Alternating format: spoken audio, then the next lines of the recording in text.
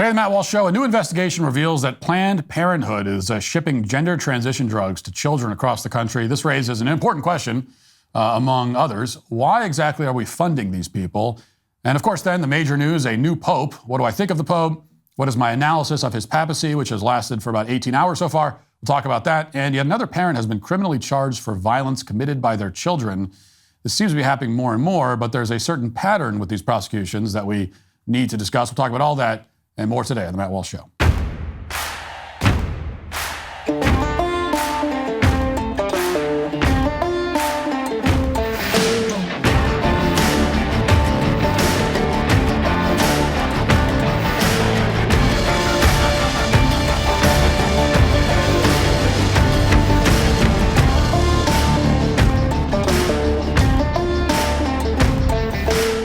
Ever wonder what gives elite athletes, business moguls, and high performers their edge? Many are turning to Armra colostrum. This remarkable superfood is nature's original whole food supplement containing over 400 bioactive nutrients that work at the cellular level. Armra helps build lean muscle, speeds up recovery time, and enhances overall performance without relying on artificial stimulants or synthetic ingredients. Whether you're running a company, pushing your limits in training, or simply looking for a natural advantage in your daily life, Armra colostrum optimizes your body systems for peak performance and sustained energy. Research has demonstrated that colostrum does more than just strength and performance. It enhances your body's ability to absorb essential nutrients, supports the development of lean muscle mass, and improves endurance. At the same time, it works at the cellular level to accelerate repair and regeneration, helping you bounce back faster after intense physical exertion. Plus, Armra colostrum can also support your microbiome and balance and strengthen immune defenses throughout the body. And who doesn't want a stronger immune system? We've worked out a special offer for my audience.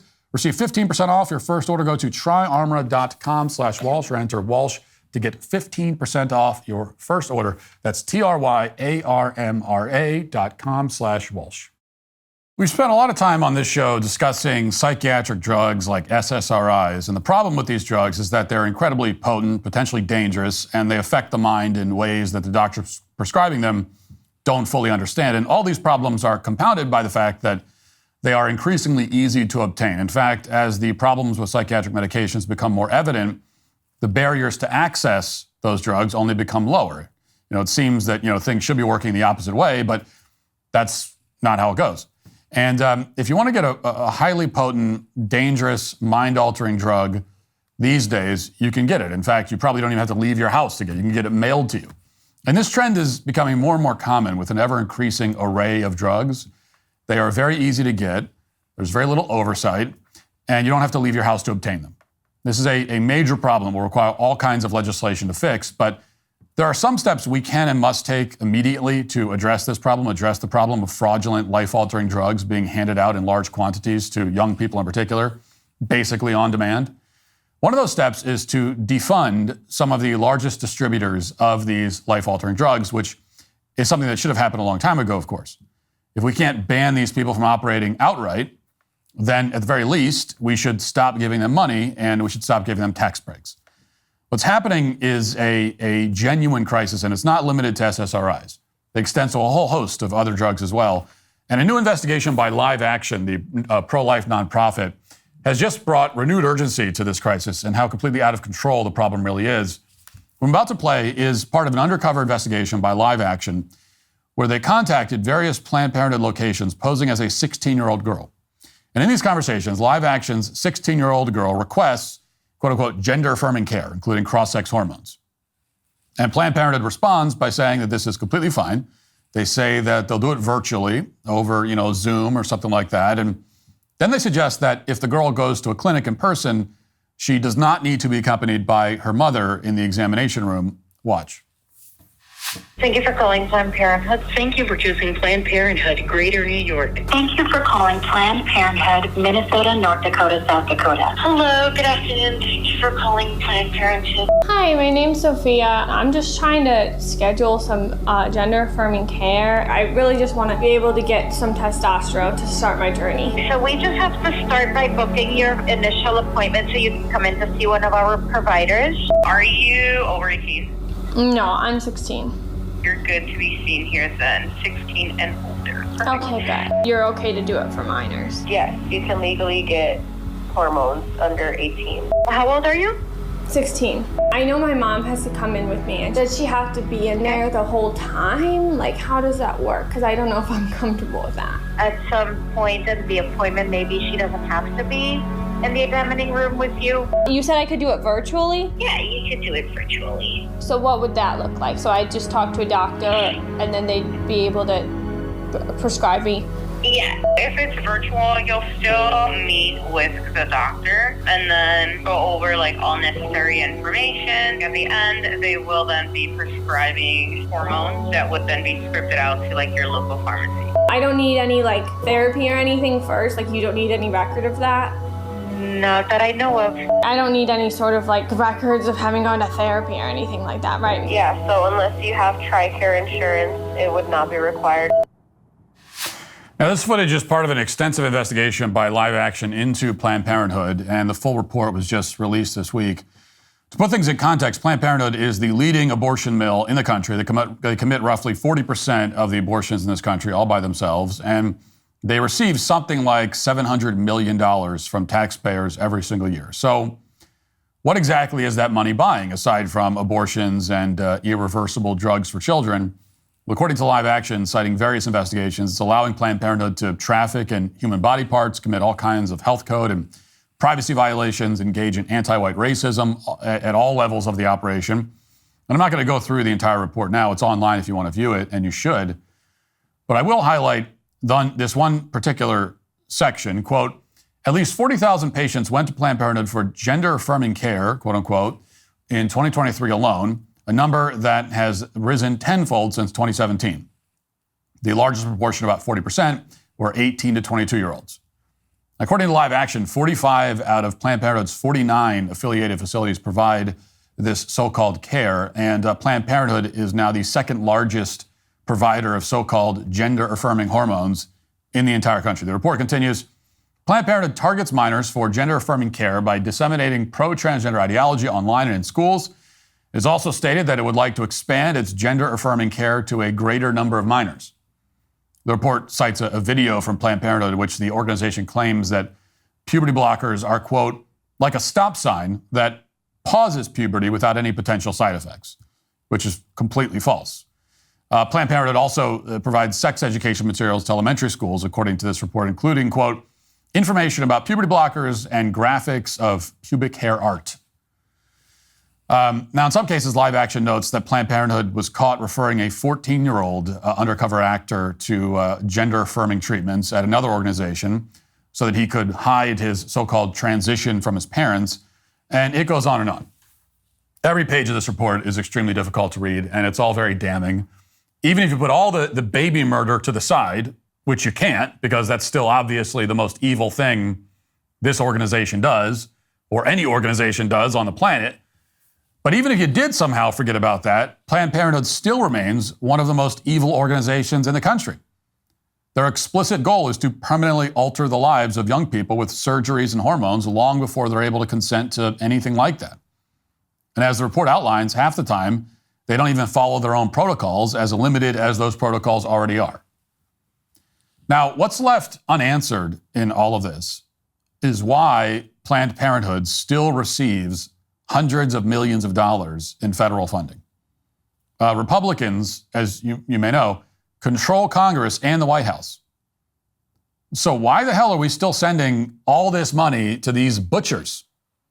To be clear, as Live Action's report outlines, you probably don't even need legislation to stop this funding. There are dozens of violations listed in this report which document Planned Parenthood's issues with patient privacy, fraud, trafficking of fetal remains, and so on.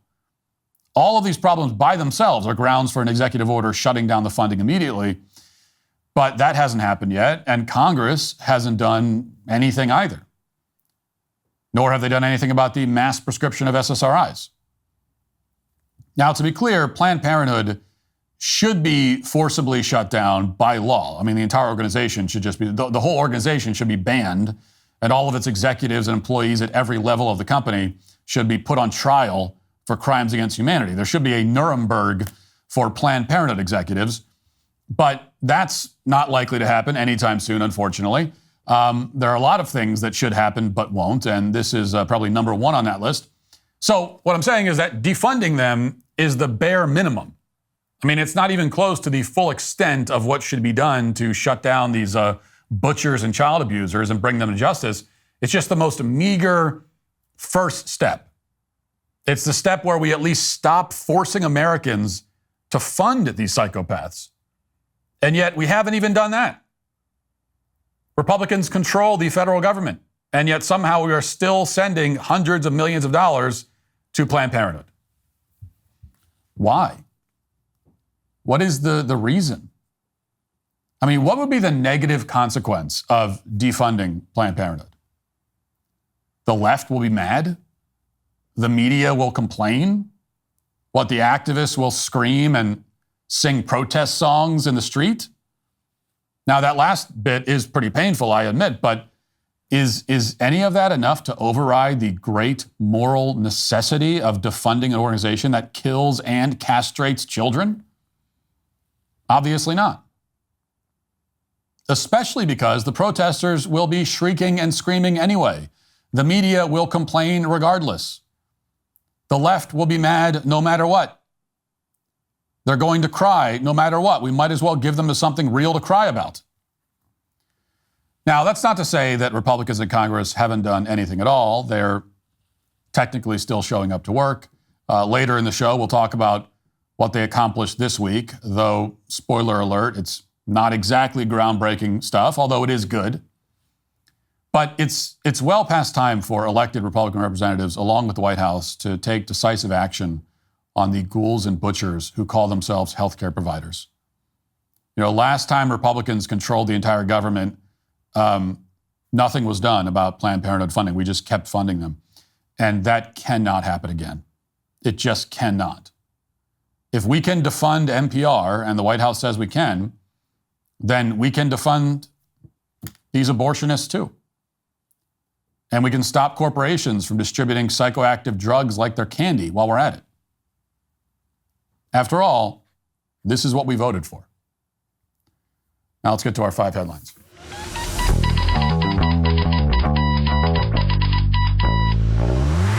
With the uncertainty surrounding tariffs, families across the country are potentially facing another wave of price increases at the grocery store. But there's good news. GoodRanchers.com is completely tariff-proof thanks to their 100% American supply chain. You'll get stable prices for high-quality meat grown right here in the USA without worrying about tariff-related price hikes. The average family throws away $500 worth of meat and seafood every year. Good Ranchers helps you avoid the waste with their vacuum-sealed, individually wrapped cuts that stay fresh for a year in your freezer. Plus, their cuts are pre-trimmed by professional butchers, meaning you only pay for meat that you'll actually eat. No more trimming 10% off before cooking. You get more value with every bite. I've tried many of their steaks and other choices, and they are quite possibly the most tender, tasteful, clean protein options I've ever had. And the convenience of delivery to my door makes them so much better. Here's an amazing offer. Visit GoodRanchers.com right now and use my code Walsh to get $40 off your order, plus free meat for life when you subscribe. Choose free ground beef, wild-caught salmon, seed oil-free chicken nuggets, or bacon in every box forever. That's $300 of free meat every year for as long as you stay subscribed. In a world of constant change, your mealtime can stay consistent and affordable. Visit GoodRanchers.com today. Use code Walsh for $40 off and free meat for life. Good Ranchers, American meat delivered. Okay, let's talk about the major historic news yesterday, which is that, of course, a new pope was elected. Robert Francis Prevost, who will now be Pope Leo XIV, the first American pope. As you've heard, he's from Chicago. What do I think of this pope? What is my analysis? That's the question. And I've, of course, been asked this quite a bit over the last 24 hours or so. Well, you know, he's been pope for precisely 1 day, so it's a little hard to assess his papacy at this juncture. And I will say that it's been very strange to be on social media, especially on X, over the past 24 hours as a Catholic, because this is the first time that a pope has been chosen, and then immediately people start combing through the pope's old tweets.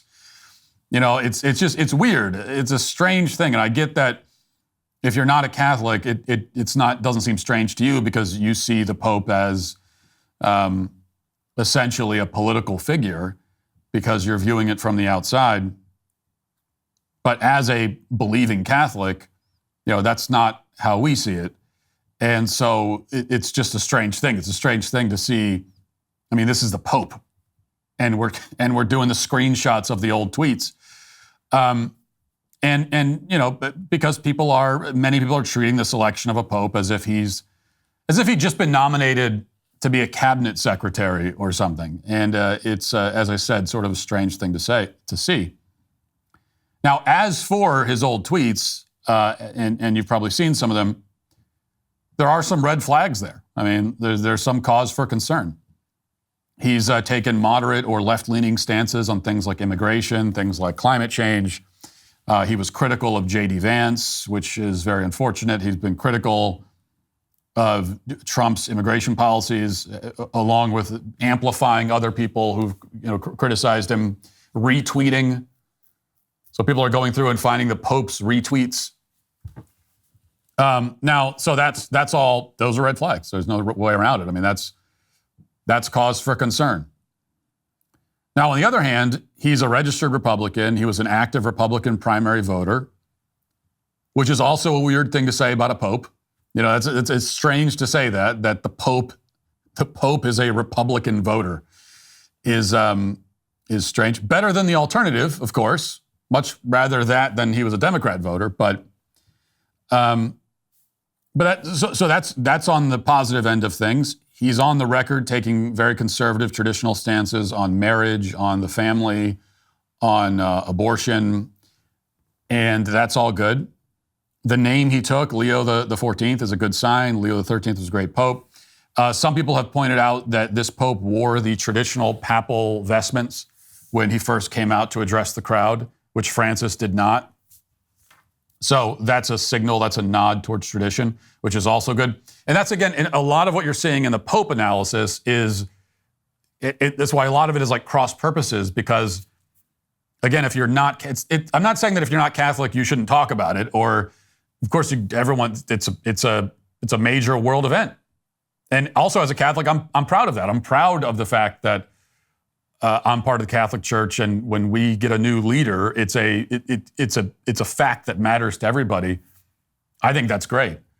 So I have no objection to people outside the church offering their analysis, but you're just looking at it from a very different lens, and so we end up talking sometimes at cross purposes. And so if you're not a Catholic, and somebody were to say that, hey, yeah, here are some red flags, but here's a good sign. He wore the vestments. If you're not a Catholic, that might seem totally silly to you. Like, really? What does that have to do with anything? So it's like the red. He wore some red on his robe instead of the all white robe. Why does that matter? But from a Catholic perspective, as a believing Catholic, you see this as respect for church tradition, which is very important in and of itself, and also it's important because of what it potentially signals and symbolizes. And especially coming from the previous pope, who notoriously, infamously, did not have the same level of respect for church tradition. And that's probably putting it mildly. So I see kind of a mixed bag, although this pope in that mixed bag appears to be conservative in the most important areas for a pope to be conservative. And this is another thing that I think some people don't quite understand. You know, there are a lot of things that the Twitter commentariat doesn't quite understand about the pope, and this is one of them. Immigration is an extremely important issue. Of course, I talk about it all the time. But for a pope, it's more important that he gets the issues of life, marriage, and sexual morality right. Because those issues are more fundamental, first of all. They are more morally fundamental. And also, as a pope, he's leading the universal church. He's not leading just the American church, he's leading the universal church. And so American sovereignty is incredibly, deeply important, but it's not a universal issue in the same sense that the institution of the family is universal. The institution of the family is universal in the sense that it's it's important across the entire globe and for all time. The institution of the family existed, since the beginning of since the beginning of humanity, before the United States of America existed, and it will outlast this country because all countries in the end are temporal. So, so that's, it's more important to get that right as a pope. So for me, when I'm looking at a new pope, the first thing I'm checking is, where is he on those issues? That's the most important thing. And then these other things can be important, but they're secondary. Now, look, I think it'd be great if the Pope was a right-wing nationalist like me, but I never had any expectation that that would be the case. I'm not surprised that it isn't. And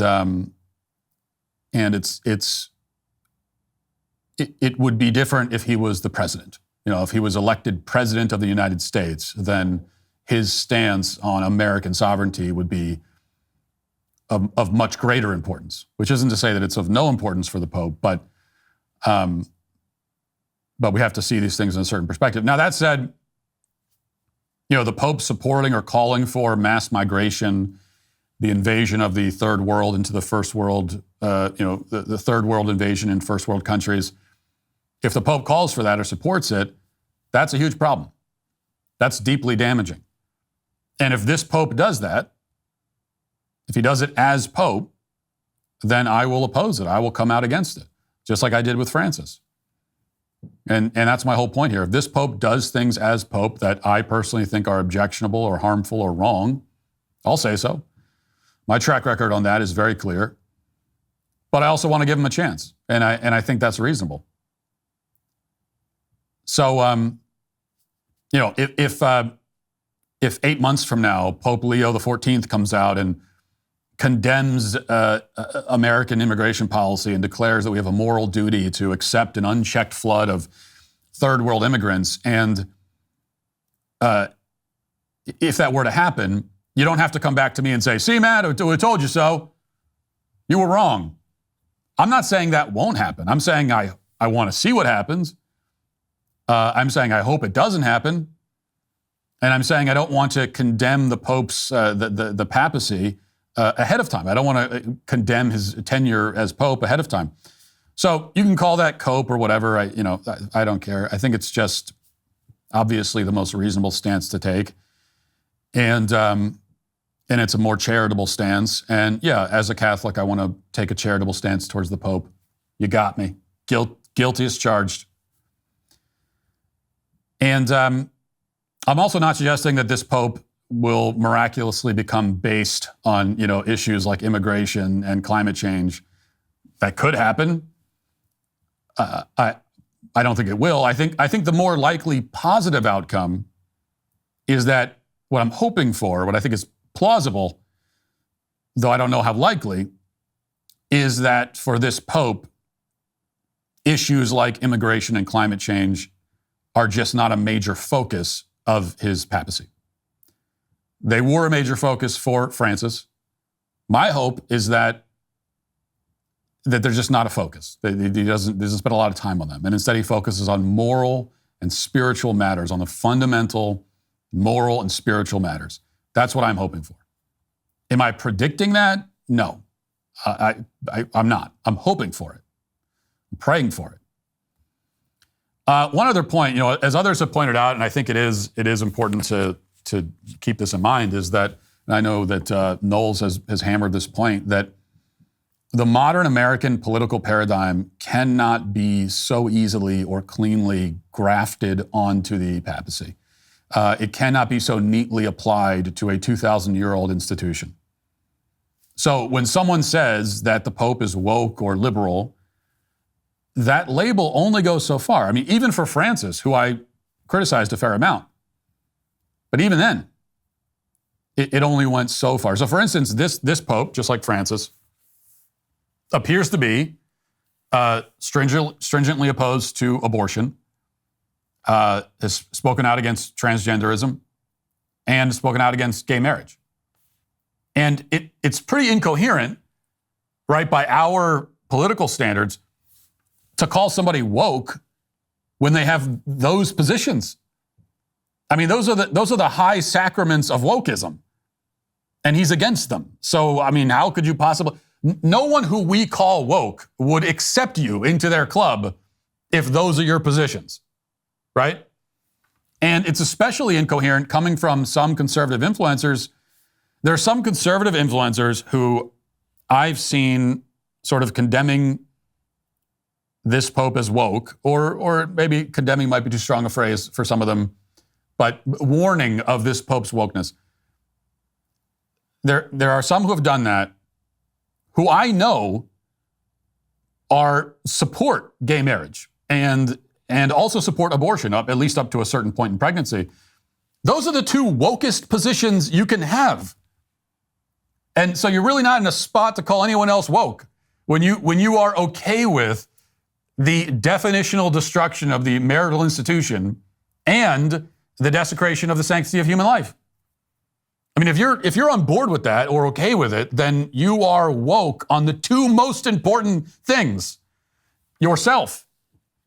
And the problem is that in American politics, this dynamic doesn't really exist. You're not going to find an American politician who is, quote unquote, far right on homosexuality, transgenderism, and abortion, and yet left-leaning on immigration. That doesn't exist in American politics. I can't think of an example. Can you? Can you think of an example of an American politician who would have what we would call right-wing positions, even far-right positions on homosexuality, transgenderism, and abortion, and yet have what we would consider left-leaning positions on immigration? I can't think of a single example of that. It basically doesn't exist. It does, however, exist for popes. And now I'd prefer for them to be on the right on everything like I am. But again, it just shows that American political categories don't fully apply here. Which is why if you're trying to apply those categories, you end up either claiming that a guy who marched in the March for Life and came out against homosexual lifestyles is woke, which doesn't make a lot of sense. Or you end up claiming that a guy who talks about climate change and criticizes Trump's immigration policies is conservative, which in our political landscape also is confusing. So that's just something to keep in mind. And that brings me back to, I'd like to see what happens. I want to give this pope a chance. One thing I will predict is that whether this ends up being a good pope or a bad pope, or something in between. I mean, there have been bad popes, and there have been great ones. But whatever ends up being the case, the gates of hell shall not prevail against the church. And I'll pray for this pope and the church. And that's where I'm at right now. To be continued, I guess, is what I'll say. All right, we have our dumb Jasmine Crockett segment for this week. I don't think we've done one yet this week. Maybe we have, but it's Friday, so here she is again, being dumb. They try to act like, oh, political violence, it's the Democrats and it's the liberals, and it's like, actually, I mean, I'm not going to say that like a left-leaning person cannot be violent, because that would be like crazy to say that somebody can't be, but baby, y'all got the white supremacists galore, okay? Like all of them. You got the Proud Boys. You got the neo-Nazis. You have people that literally should be classified as domestic terrorists, because a lot of times that is what they are doing. They're engaging in domestic terrorism. And guess what? They all align with your side. Yeah. Including the KKK. So like, I mean, this is who aligns with that. So like inherently in like who you are, y'all are violent. Like right. Y'all, and most of your violence has to do with people that's got a little bit of melanin. But nevertheless, like y'all are a violent group of people. Like you attract violent actors. And like, I'm sorry, I know they tried to make Black Lives Matter out to be the most violent. What about Black Lives Matter? No. So, well, she's dumb. I mean, I know I call everybody dumb because lots of people are, and the term low IQ is probably overused, but she truly is. I mean, I would be shocked if she had an IQ above, let's say, 90. And I mean, That's being pretty generous. So this is a very dumb person. Although you do have to admire the intellectual rigor she applies here. She says that conservatives are the violent ones, and one of the most obvious counterexamples to that claim is BLM. And her way of dispelling that argument is just to say, no. Okay, well, never mind. Hey, Jasmine, I mean, you said that conservatives are violent, but BLM, they burned whole city blocks and murdered people in the streets, smashed cops in the head with cinder blocks. Isn't that violent? No. Oh, all right. Well, good point. Oh, well, never mind then. Okay. So this is not a serious person at all. She tries to prove that conservatives are not just violent, but inherently violent. And yeah, she doesn't know what inherently means, but she picked up that word somewhere along the line and liked it. But that's what she's claiming. Her evidence is the Proud Boys, who haven't done anything or been seen anywhere in years, really, and who, by the way, through the whole course of their existence, committed less violence cumulatively and collectively than BLM did at one single riot in one single city on one single night. So she says them, and then the KKK, which essentially doesn't exist. When's the last time the KKK was a relevant force in American life? When's the last time you had to worry about the KKK? What, like 1932? So the KKK has not been a relevant force in America since I've been alive, since way before I've been alive.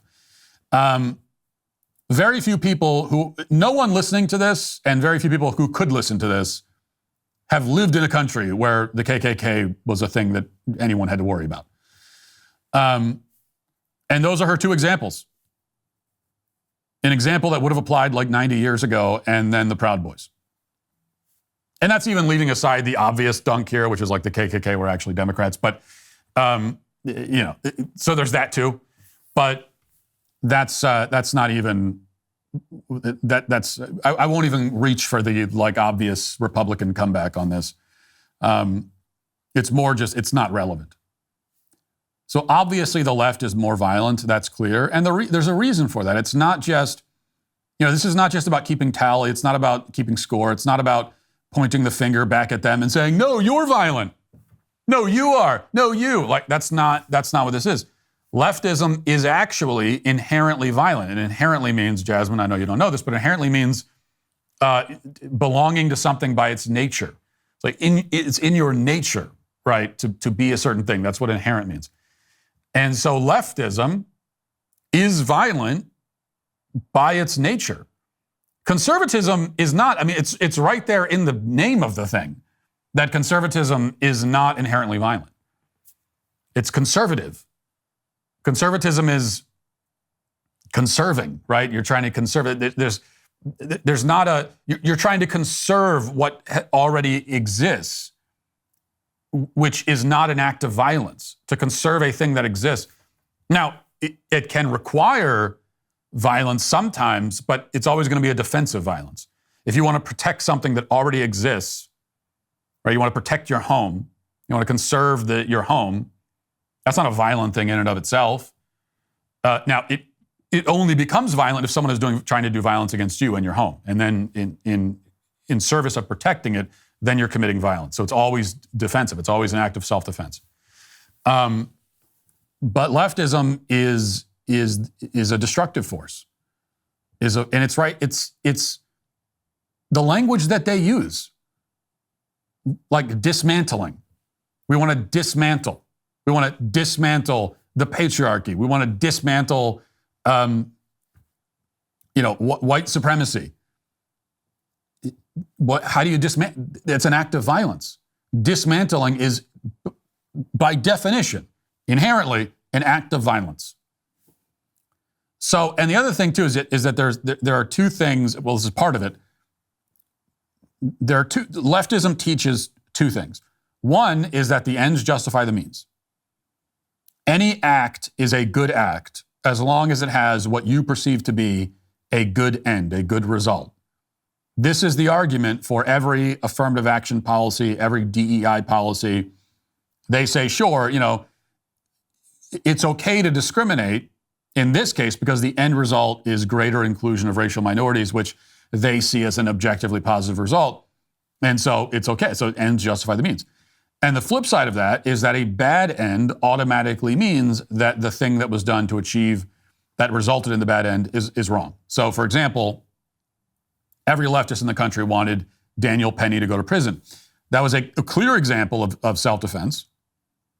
But the result was that a black person died and a white person lived. And to a leftist, that's bad in their mind, which means that whatever happened to bring about that result is also bad. That's how leftists think. And leftism also teaches that human life is not inherently sacred. It has no intrinsic value. It has no inherent value. And that's the only way to support abortion. It's the only way to support and applaud and celebrate, promote, fund the slaughter of 60 million babies. So, the ends justify the means. Human life is not sacred. We're trying to dismantle things. What does all this mean? It means violence. The ideology expressly justifies, even requires in some cases, violence. Conservatism doesn't. And this is why conservatives are much more squeamish about violence. Unless the means are obviously justified, like in the case of self-defense. And this is why there's almost never a right-wing riot. When I say that, of course, anyone on the left who's listening is, oh, no, well, January 6th. Yeah, well, right, exactly. There's one that you can name. Like ever. I mean, there's only one. If I were to say left-wing riot, like if I was talking to 100 people and I said, okay, shout out the first thing that comes to mind when I say this, left-wing riot. They're going to shout 100 different riots. They're not even, there'll be 100 different examples of what comes to mind when they think. But if I were to say to 100 people, right-wing riot, every single one of them is going to say January 6th because that's the only example of that thing that exists in modern American history. And why is that? Because a riot is fundamentally left-wing.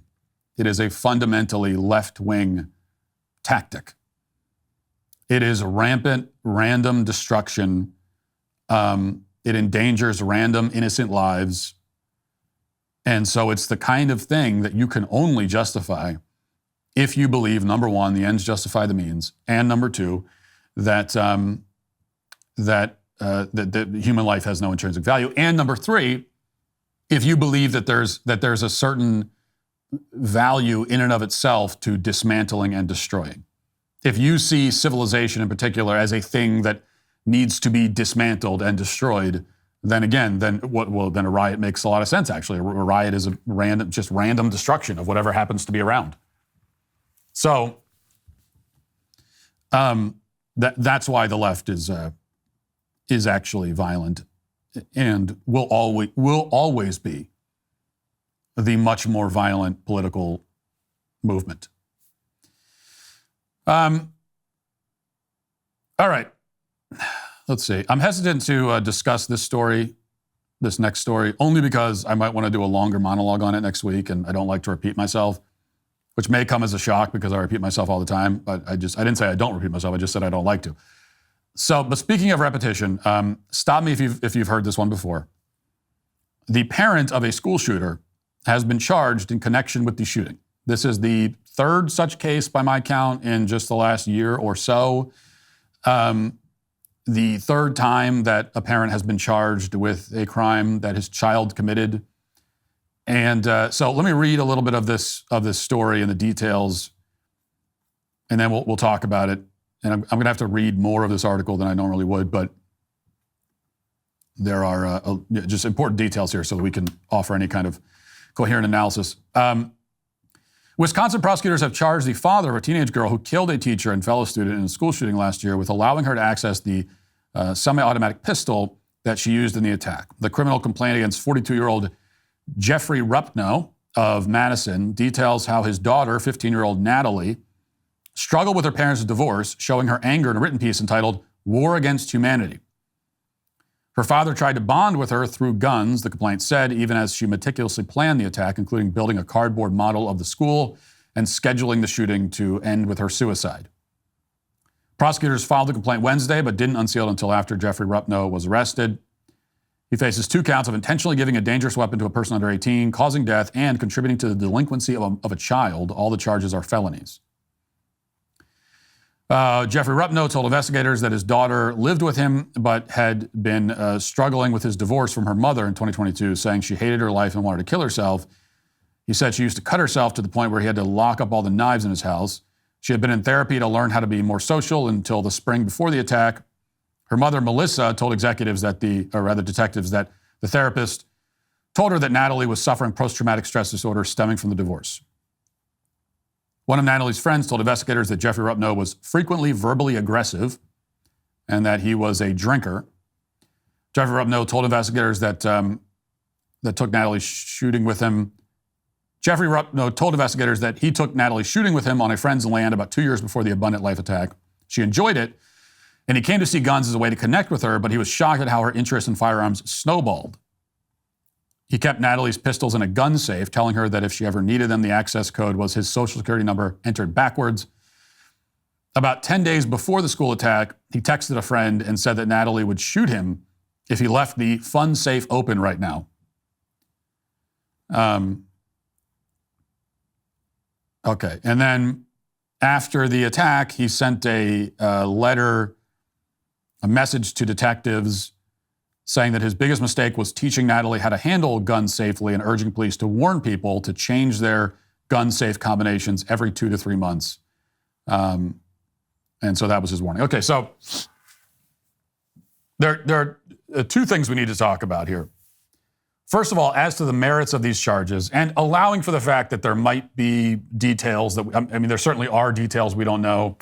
There might be very salient and important details that detectives and investigators know that we don't. They haven't told us yet.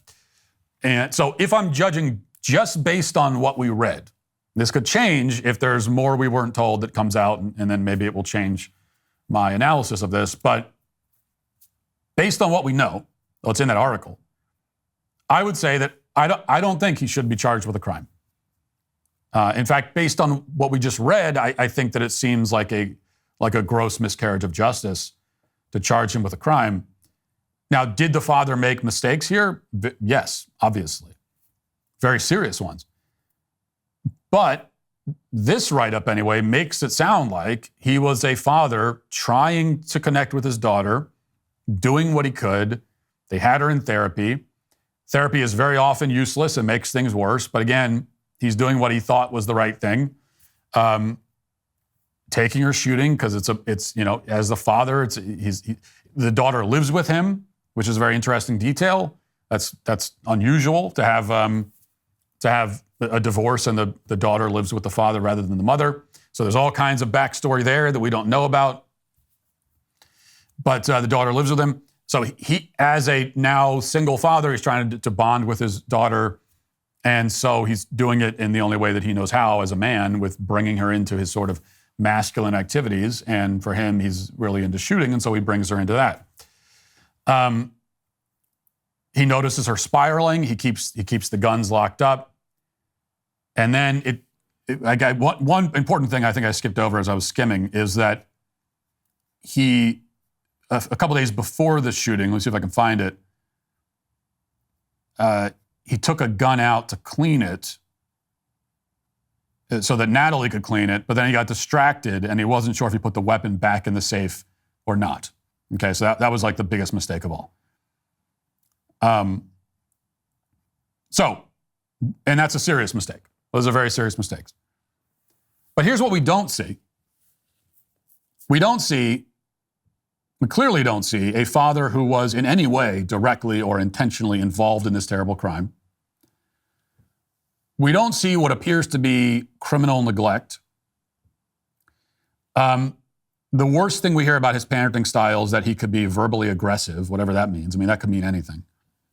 Not even verbally abusive, but verbally aggressive. Okay, well, again, that could mean anything. So we don't see evidence of any intentional involvement. We don't see criminal neglect. What we do see is a father with a daughter spiraling mentally and emotionally who doesn't know how to handle, and he, as the father, doesn't know how to handle that. And we see that, if there was one action taken by the parents that we could connect directly and most directly to this crime, it was the divorce. The divorce is what, by all accounts, made everything start crumbling down. If they hadn't got divorced, probably this never happened. Are we going to arrest every parent who gets divorced after their child goes and commits a violent crime? Is that what we're going to do? And that brings us to, I think, the greater point here. Is this crime the father's fault? Directly? No. Kids, they do have their own free will, and they make decisions, and they can make really awful decisions. And I've talked before about, we use this phrase about controlling our kid. If you see a kid that's wild, that's acting wild, we will often say, oh, that kid's out of control. Control your kid. Control your kid. Well, when you become a parent, you discover very quickly that you can't control your kid in the most literal sense, in that your kid is not, there's no like remote control where you can make your kid do a certain thing. Now, you can, especially as they're young, you can pick them up and take them somewhere. That's forcing them. You can physically force them. They want to go to their room, or you send them to timeout and they refuse to go. You can pick them up and bring them there. So like you can, in that sense, control them. But especially as they get older, you can't literally directly control everything they do, say, and think, obviously. So when we say control, what we really mean is influence. As parents, there's a little bit of direct control that goes into it. When they're very young, there's a lot. As they get older, there's less and less of it. Of direct, like physical control of what they're doing. As they get older, there's less of that, and then the influence becomes more important. And so when we say a kid's out of control, what we really mean is that they have not been properly influenced by their parents. Their parents are not influencing their behavior at all, or their parents are influencing their behavior in the wrong kind of way, right? And so in this case, this is a child who was not being influenced the right way, who was the father apparently was trying to influence her, trying to bond with her, and that wasn't connecting, it wasn't working, or it was being interpreted in the wrong way, and that's what we're seeing. So, is he indirectly at fault for this? Well, maybe partially. He got divorced. The parent, I don't know who's at fault for the divorce, right? But they got divorced. That's a big thing. And it sounds like they didn't properly handle their daughter's mental collapse after that. But, so my answer is, no, he's not directly at fault, obviously. Is he indirectly at fault? Probably, to some extent. In the same way that if you're a parent, and whatever your kids do, like it can at least be indirectly tied to you, because you have a lot of influence over your kids. And if you don't have influence over them, then that's also goes back to you. That's bad parenting. That's a failure as a parent if you've lost influence over them. But if that translates to criminal charges, if this is enough to hold him criminally liable, then the question is, how in God's name can you justify not also charging the parents of literally thousands of violent criminals who are in prison right now? Every damn day in this country, there are kids in the street committing violent crimes, including murder and including with guns. Guns that the parents, usually the mom, because in this scenario, the dad is completely absent. These are guns that the parents either know about or don't know about because they're incredibly neglectful and not monitoring their children at all. So we could say, the father should go to jail here because it was his gun. Okay, well, so if it's a 14-year-old kid running around the streets of Baltimore with a gun that he got from somewhere else, and the mom doesn't even know about it, is that better? Is she off the hook even more? I'd say, if anything, that's like worse. That's worse. If your kid's going out on his own and getting a gun at the age of 13 or 14 and you don't even know about it, you're at least equally as neglectful, right? At least. So But none of those parents are ever charged. You know, you have these kids kids, teens, young adults also committing crimes, and the parents, through their inaction, through their recklessness, through their lack of parental oversight, allowed it to happen. Every day this happens. Every single day. Every single day. Right now, as we are speaking, there is a 15-year-old kid out in the street in some city about to take out a gun and rob a liquor store, and his mom is a block away at home. Okay? And here's what we know. That mom will not be charged with a crime. No one will even consider it. Even if it turns out that mom is at home on methamphetamine. And so that's why she was too busy with meth to be worried about what her son is doing. She still won't be charged with a crime. And we know that. It will not happen. So, look, people don't like it when I say it, but the only parents who are charged in these kinds of cases are middle-class white parents. And, people are going to say, oh, Matt's making it about race again. You know what? If that's what you're saying, just shut up. Shut up, you fraud, you lying, sniveling little weasel, weakling, coward. Because what I am noticing is a very clear and unmistakable pattern. It just is real, okay? It's just a thing that's happening, okay? What do you want me to tell you? What do you want me to tell you? There are thousands of violent criminals in cities all across the country with awful, terrible parents who have done nothing to raise their kids properly. And none of those parents are ever charged. Ever, ever, ever. Not ever. And so, what do you want me to do with that? I'm just going to pretend it's not happening? Is that the better solution here? So don't tell me that I can't notice it. We're not doing that anymore. We're not pretending that these patterns don't exist. Go cry about it. I don't care. You know I'm right. You know I'm right. This is a standard only applied to white middle-class parents. And you know what? If I'm wrong, then don't come crying. Oh, they're making it about race. Don't do that. Give me a counterexample. Go ahead. Go ahead. Please do. Find me the violent young black criminal who committed a crime, a violent crime, and his parents were charged for that crime. Go ahead and do it. I dare you, but you can't because it doesn't happen. And that's a problem. That's a problem. And it also just means that we can't even really have a conversation about the principle here of should we be charging parents with crimes that their kids commit? That's an interesting conversation. I think we should have it. I very much tend on the side of what we shouldn't. I understand the argument for doing it. It's not an unreasonable argument. I understand the argument. But the problem is that the standard is not being equally applied. So, that's the theme that we're dealing with this week and we deal with all the time, is that there's a standard that we can't even really talk about because first we have to deal with the fact that standard is not equally applied. And so first we have to equally apply it. And then once we've done that, then we can have a really interesting, honest, productive conversation about the standard.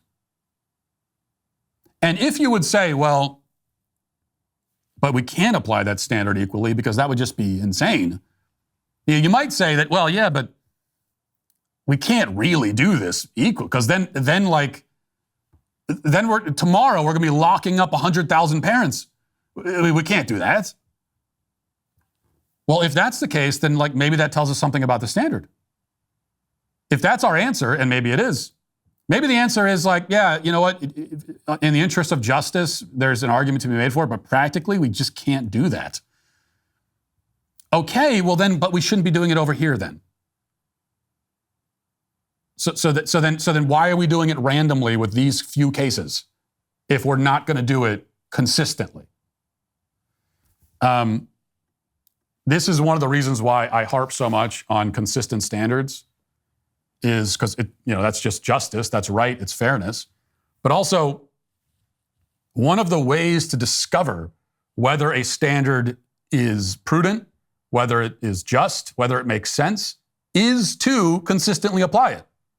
If you're taking a standard and only applying it in a minority of random arbitrary cases, then there might be a lot of problems with that standard that you're not going to really discover because you haven't expanded the scope of it in the way that you should. And I think that this is a perfect example of that. Take that standard, apply it universally, and see where we're at. And if it's a standard that applied universally means that we have to go out right now and build 600 more prisons to put all the parents in, then we might say to ourselves, well, I don't think we can do that. And then, by the way, like those parents all have other kids who are now orphans, and what are we going to do about that? It causes all kinds of problems. But you got to apply the standard equally, and this is a conversation that we just have to have.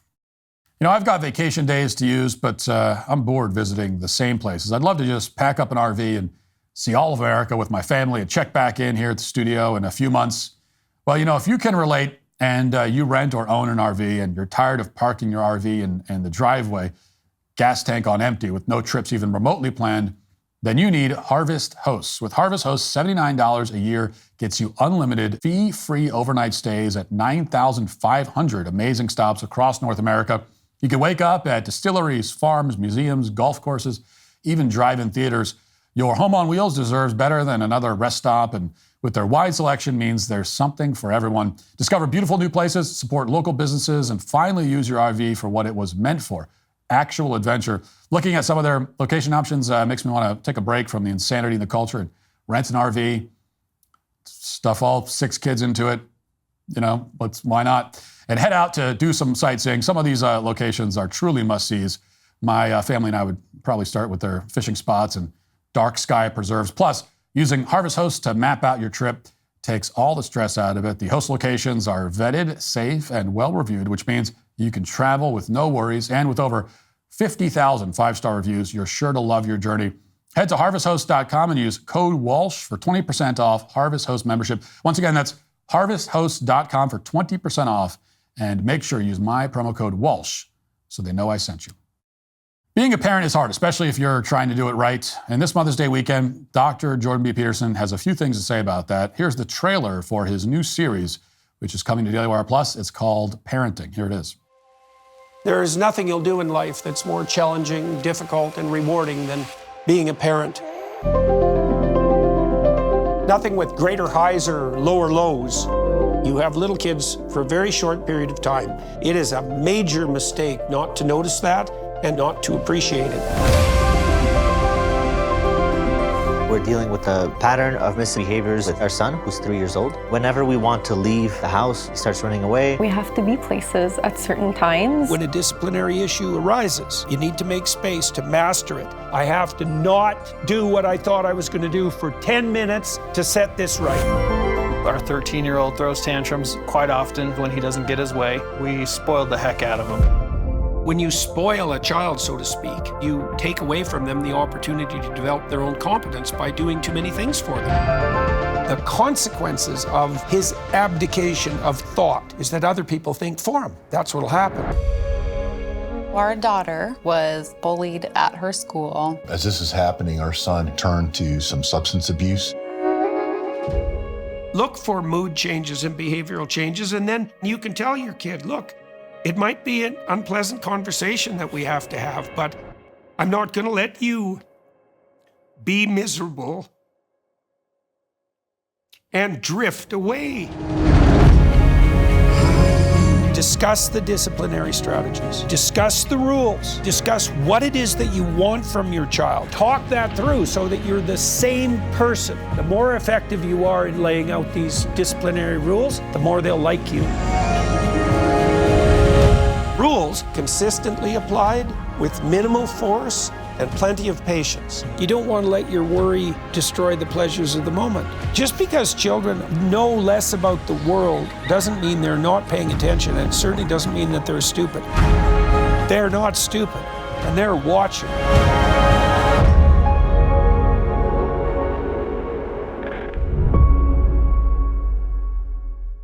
Parenting with Dr. Jordan B. Peterson premieres May 25th, only on DailyWirePlus.com. Don't miss it. Now let's get to our daily cancellation.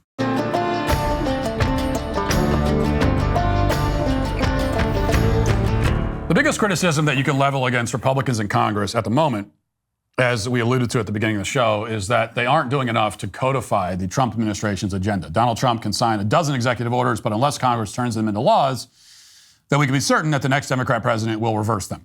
And on top of that, there's a lot of issues that Congress could tackle by itself, like cutting spending, especially to demonic organizations like Planned Parenthood, and they don't seem interested in doing that either.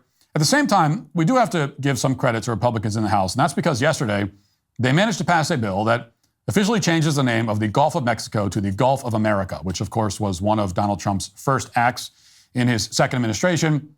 Watch. The yeas are 211, the nays are 206. The bill is passed. With that House vote, the Gulf of Mexico is one step closer to becoming the Gulf of America under federal law. On his first day in office, President Trump signed an executive order renaming the body of water. The Republican-led bill not only changes the name, but also requires federal agencies to update maps and documents with the new title. As we rename the Gulf of America, we are also taking pride in those waters. The legislation now moves to the Senate for consideration, though it's unclear if it will pass there. But it appears the Trump administration is not done making changes to the map. The president is expected to announce next week that the U.S. will soon refer to the Persian Gulf as the Arabian Gulf, a move that Iran has called, quote, hostile. I don't want to hurt anybody's feelings. I don't know if feelings are going to be hurt. Why have a case right over here? It's called Gulf of America. Now, this is obviously a symbolic piece of legislation. It's not anywhere near the kind of action that we should be seeing from the House GOP at this point. It's worth doing, but it doesn't go anywhere close to the full extent of what we should be seeing. But it's still a useful bellwether for where the House of Representatives stands and how they're likely to act on future legislation to codify the administration's agenda. It's also a logical piece of legislation that everyone should support, but not every Republican did support it. The bill passed in the House by a vote of 211 to 206, with every Democrat and one Republican, Representative Don Bacon of Nebraska, in opposition. And here's what Don Bacon told CNN by way of explaining his no vote on the bill. Quote, "It just seems juvenile. We're the United States of America. We're not Kaiser Wilhelm's Germany or Napoleon's France. We're better than this. It just sounds like a sophomoric thing to do," close quote. So the implication is that Wilhelm and Napoleon, two of the most important figures in the history of Europe, are not worth emulating in any way. In fact, he's saying it's sophomoric to emulate them. Never mind the fact that we're still talking about, Napoleon long after his death because of his significance to the world at large. Never mind the fact that, in all likelihood, no one's going to be talking about Don Bacon in 20 years unless it's the name of a new special at Denny's. Instead, we're supposed to conclude that instead of acting like great men of history, we should be as meek and passive as we possibly can. Here's Don Bacon to explain. I just think, there's bigger things for us to be working on and voting on too. I get it. The president, campaigned on it, but I didn't campaign on it. And again, I think Americans see this as like a junior high type of move, and I think America's better than this. That objection never makes any sense. Oh, there's better things to vote on. Okay, but you are voting on it. So you have to cast a vote one way or another. It takes just as much time to say no as it does yes. So the fact that there are better things to vote on, that might be a reason to object to it coming to the floor in the first place. But once it's there, you're voting on it. So are you in favor of it or not? It takes a second, one way or another, to say. So, but he doesn't want to object in principle to the thing. He does object in principle. He doesn't want to frame his objection that way. So instead, he's pretending that this is all about not wasting time. And the point about how there's more important things to vote on, it's true. That's not in dispute. But we're now in the month of May, and the House still has not voted on most of those very important agenda items. So at this point, it's nice to have some progress, even if it's not the most time-sensitive or urgent piece of legislation. It's also nice to have some sense that Republicans in Congress are capable of, acting like a cohesive unit without random dissenters complaining for no discernible reason. In this clip, Don Bacon sounds a lot like every single Democrat in Congress, which isn't exactly a great sign. Actually, I'll revise that last statement. Don Bacon, as much as I disagree with his position, does sound quite a bit better than at least one Democrat in Congress. And I'm talking about the Democrat congressman from Delaware who uses the name Sarah McBride after changing his name from Tim. The other day, McBride attempted to criticize the Republican legislation while using the House subway system. And here's what he came up with. Listen. We are on our way to the House floor to vote on what is possibly the dumbest bill we could be spending our time on, legislation to change the name of the Gulf of Mexico to the Gulf of America. This is ridiculous. And look, you might think that we're doing this because it's another opportunity for House Republicans to be sycophantic to the man in the White House. But the other reason why we're doing this is, despite how unpopular this name change is, they would rather us be talking about nixing the Gulf of Mexico rather than talking about how House Republicans are trying to nix healthcare for millions of Americans. They would rather us talk about the Gulf of Mexico than talk about how Donald Trump's reckless and erratic tariff policy is crashing the economy. Changing the name of the Gulf of Mexico in this economy? What the hell are we doing here? Yes, according to this man in a dress who changed his name from Tim to Sarah, it's dumb and ridiculous to change the name of the Gulf of Mexico to the Gulf of America. But actually, if you think about it for 2 seconds, one of those two things is a lot more reasonable than the other. On the one hand, changing the name from the Gulf of Mexico to the Gulf of America makes sense because we're in the North American continent. And clearly, the Gulf doesn't belong to Mexico. It touches a significant amount of U.S. coastline, and it's critical to our economy. We're talking about a body of water that is surrounded by both North America and South America. Therefore, if you want to convey the fact that there's a body of water that's important to multiple countries and continents, it makes more sense to name the Gulf after the continent rather than arbitrarily picking one of those countries. On the other hand, we have the name change from Tim to Sarah, and that's a name change that makes a lot less sense because we're talking about a man, and it's extremely dumb and ridiculous to call a man Sarah, even if he does put on a dress and wear some makeup. It's certainly a lot less logical than using the term Gulf of America. And this guy's position is especially absurd given that McBride has previously told conservatives that renaming famous landmarks is no big deal. Here's one of McBride's tweets from a few years ago, quote, "Conservatives are outraged Mount McKinley will be renamed Denali and say we're losing our heritage. Forced to Google William McKinley," close quote. In other words, McBride mocked conservatives who didn't want Mount McKinley's name to be changed. He hinted at some indigenous colonizer mumbo-jumbo that no one actually can explain. And then he told conservatives to shut up. But now, a few years later, McBride is pretending to be outraged that the Gulf of Mexico has been renamed to something a lot more sensible. And throughout all this, McBride is putting out videos like this one, accusing Republicans of engaging in absurdity. Watch. Oh, hi. I didn't see you there. You're probably wondering why you're in my Washington, D.C. office refrigerator. Well, let me tell you. The absurdity never ends in a Republican-controlled House of Representatives. Yeah, I'm wondering a lot of things about you, but that's not really one of them. If you wanted any more reason to support the name change of the Gulf of Mexico to the Gulf of America, here it is. The single most confused member of Congress, which is quite an achievement, opposes the name change. That should be all the reason you need to celebrate the fact that 4 months into Donald Trump's second term, Republicans have taken at least one step towards codifying his policies. Viewed as optimistically as possible, it's maybe a sign that some more laws like this are about to be passed. And it's also why Congressman McBride, who once again has made the GOP's point far better than the GOP ever could, is today canceled.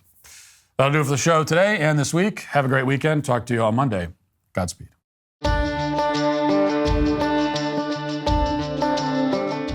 The executive producer of the Matt Walsh Show is Sean Hampton. Our associate producer is McKenna Michaelis. The show is directed by Mark Jones and Trey Miller. Our production manager is Austin Michaelis. The show is edited by Jeff Tomlin.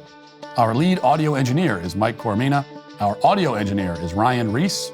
Our hair and makeup artists are Cherokee Hart and Andrea Bauer. Our wardrobe stylists are Kristen Galarraga and Cameron Lasko. Our director of post-production is Matthew Kemp. Director of production operations is Pavel Vodosky. Our chief broadcast engineer is Jeff Govin. And our assistant broadcast engineer is Allegra Rohr. Our lighting director is Keith Duggan. Our playback operators are CJ Hickish and Finn Pope. Our show assistant is Holly Merritt. And our production assistant is Mike Moran. Executive in charge of production is David Wormus. Executive producer is Jeremy Boring. The Matt Walsh Show is a Daily Wire production. Copyright Daily Wire 2025. John Bickley here, Daily Wire editor-in-chief. Wake up every morning with our show, Morning Wire, where we bring you all the news that you need to know in 15 minutes or less. Join me and my co-host Georgia Howe for daily coverage of all the biggest stories on Morning Wire.